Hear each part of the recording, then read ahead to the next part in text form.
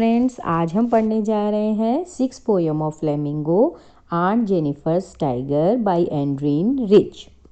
In this poem, the poet brings out the miserable plight of a married woman. Actual में इस poem के अंदर जो poet है वो हमें बताना चाहती है कि जो एक सिंपल फैमिली की औरतें होती हैं उनकी जो मैरिड लाइफ होती है वो कितनी मिजरेबल होती है। In the story of Aunt Jennifer's life is the common story of almost all married women. Aunt Jennifer की जो लाइफ है वो लगभग अधिकतर औरतों की मैरिड लाइफ जो होती है ऐसी ही होती है। They spend all their life in doing household चॉर्स।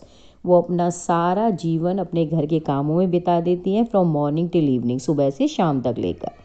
Produce children, बच्चे पैदा करती हैं, bring them up with loving care, और उनका पालन पोषण करती हैं बड़े प्यार के साथ। Put up with all the bullings of their husband, वो अपने पति की सारी धौंसों को, सारी डांट डपट को सुनती हैं। And then at last pass into their grave with no regard from anyone, और लास्ट में वो मर जाती हैं, उन्हें समाज में कोई भी सम्मान प्राप्त नहीं होता है। Let's start the poem.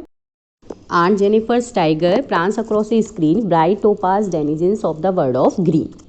Aunt Jennifer ने पैनल पर कुछ टाइगर बनाए, यानी उसने स्क्रीन पर कुछ टाइगर्स की एम्ब्रॉयडरी की है, और वो जो टाइगर है ना वो ऐसा लग रहा है मानो कि स्क्रीन पे वो उछल रहे हों, उछल कर चले जा रहे हों।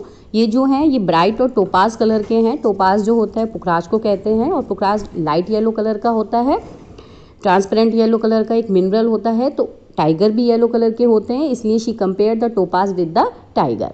तो उसने कहा है कि ये येलो, ब्राइट येलो कलर के हैं और ऐसे लगता है जैसे वर्ल्ड ऑफ ग्रीन यानी हरी दुनिया के निवासी से हैं। They do not fear the man beneath the tree, they pace in sleek chivalric certainty. वो जो है टाइगर, वो यानी आंट जेनिफर ने स्क्रीन पे टाइगर के साथ पेड़ बनाए हैं और पेड़ के नीचे कुछ लोग खड़े हुए हैं। तो वो लोग जो हैं वो हंटर भी हो सकते हैं और भी कोई हो सकता है। तो वो कहना चाहती है कि वो जो उनके टाइगर जो उन्होंने बनाए हैं वो उन लोगों से डर नहीं रहे हैं। जो आदमी पेड़ के नीचे खड़े हुए हैं उनसे वो बिल्कुल भी डर नहीं रहे हैं, बल्कि ऐसा लग रहा है कि वो एक डिग्निफाइड मैनर में इधर से उधर घूम रहे हैं।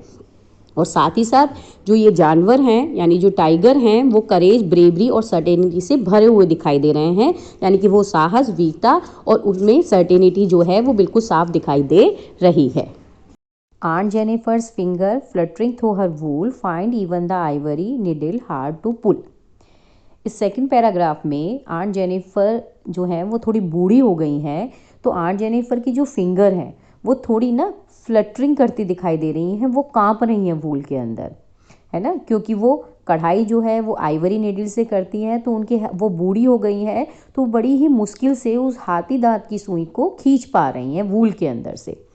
एक्चुअल में बूढ़ी हो गई हैं, हाथ उनके कांप रहे हैं और वो बड़ी मुश्किल से उस हाथी दांत की सुई से कढ़ाई कर पा रही हैं, उसे बड़ी मुश्किल से खींच पा रही हैं।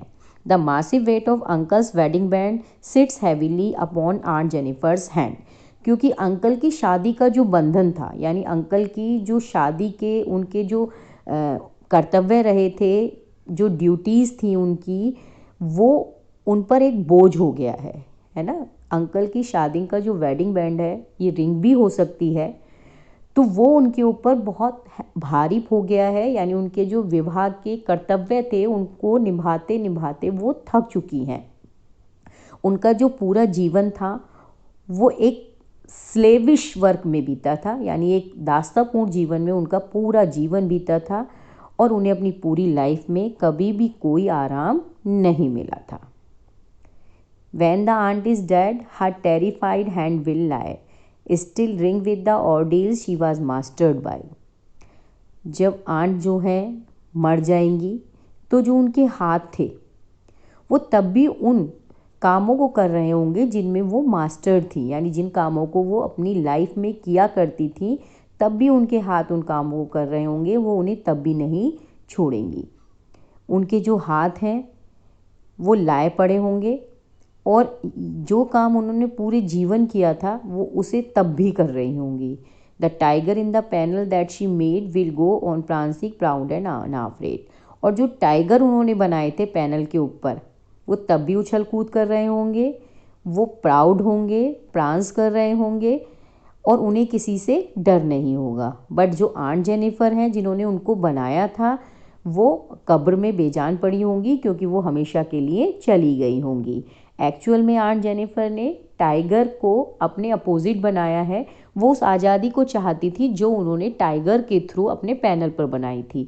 बट उनका जो पूरा जीवन था वो दास्तां में बीत गया था और वो अपनी लाइफ में कुछ भी एंजॉय नहीं कर पाई थी। इसलिए उन्होंने उन टाइगर्स को पैनल पे बनाया ताकि वो उनके अंदर जिस फ्रीडम को वो चाहती थी उसको दिखा सकें। I hope so. You all understanding. Thank you.